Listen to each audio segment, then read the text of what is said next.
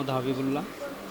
আর রওজাতুল ফালাহ হাফিজিয়া মাদ্রাসা, আমি কর্মক্ষেত্র এদিকেই আমার দেশের বাড়ি চান্দিনা, তো আমি এদিকে কার্যকর্ম করি। তবে এই মাদ্রাসাটা সন্তান আল্লাহ পাক আমাকে দান করছে। আমি এই মাদ্রাসায় যখন আমার সন্তান জন্মগ্রহণ করে তখনই আমরা পরিকল্পনা করি যে আমার ছেলেকে আমি আল্লাহর দিন প্রতিষ্ঠায় মানে দিনই এলেম শিক্ষা দান করব, যে আমাদের পরিবার এবং আমরা সিদ্ধান্ত গ্রহণ করি মাদ্রাসায় তাকে আমরা দিছি এবং সে শিক্ষা গ্রহণ করছে।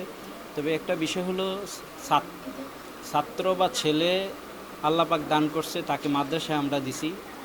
যারা ওস্তাদ তারা তাদেরকে মানুষ করছে, তবে তাদের দায়িত্ব তারা পালন করছে, কিন্তু আমাদেরও কিছু দায়িত্ব আছে, যেটা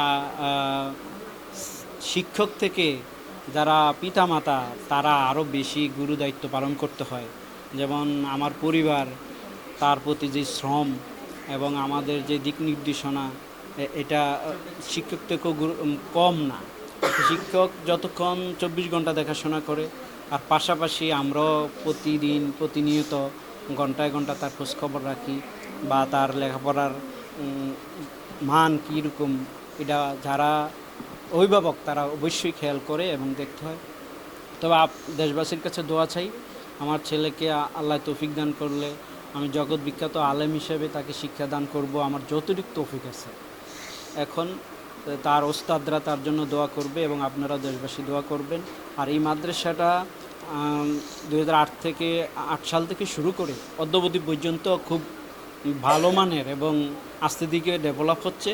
তো আপনারা সকলে এই মাদ্রাসায় ছাত্রছাত্রী দিবেন, যাতে এই মাদ্রাসার কল্যাণে অত্র এলাকা আরও উন্নত হয় এবং মাদ্রাসা উত্তরোত্তর উন্নতি কামনা করে এবং আমার ছেলের জন্য দোয়া করবেন সবাই, যাতে আমার কষ্টটা সফল হয় এবং আমার ছেলে যেন দেশ বরণ্য আলেম হিসেবে কবুল করে আল্লাহ দিনের জন্য। জি, আসসালামু আলাইকুম। আমি এখানে আমার কর্মস্থলে আসার পরে আমি এখানে কর্ম করতে আছি, অটো গাড়ি চালাই আর কিছু। পরে আমার সন্তানকে নিয়ে এসে এখানে জায়গায় দেখি ভালো একটা মাদ্রাসা পারলে আমি ওই জায়গায় ভর্তি করাবো। ইনশাল্লাহ আইসা আমার এই মাদ্রাসা পছন্দ হয়েছে, রওজাতুল ফালাহ। এখানে আমার 2 ছেলেকেই ভর্তি করাই। এরপরে আমার এক ছেলে পৃথিবীতে ছেড়ে চলে গেছে, আরেক ছেলে আজকে আমার এই উপহারটা দিতেছে। আমার কাছে অনেক ভালো লাগতেছে। আল্লাহর কাছে এটা আশা করি, আমার যে আশা আছিল আল্লাহ অবশ্যই আমাকে পূরণ করেছে। আমি যারা এই হুজুররা আছে তাদেরকে আমি ধন্যবাদ জানাই। আল্লাহ পাক যাতে আমার ছেলেকে হাফেজ বানার তৌফিক দিয়েছে, আরও যেন আল্লাহ তাআলা হাফেজ বানার তৌফিক দেয়। এই হুজুরের কাছে আমার এটা আবেদন, আল্লাহ তাআলা যাতে আমার কথাবার্তা ভালো রাখে, আমি যেন সবসময় দেখতে পারি আমার এই ছেলে হাফেজ হয়েছে। আমি আমার অনেক অনেক ভালো লাগতেছে।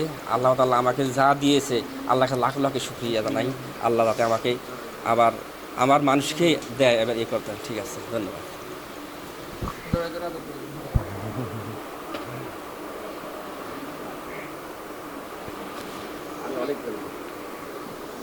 আপনারা দেখছেন মেঘনা টিভি, সত্যের সন্ধানে সবসময়।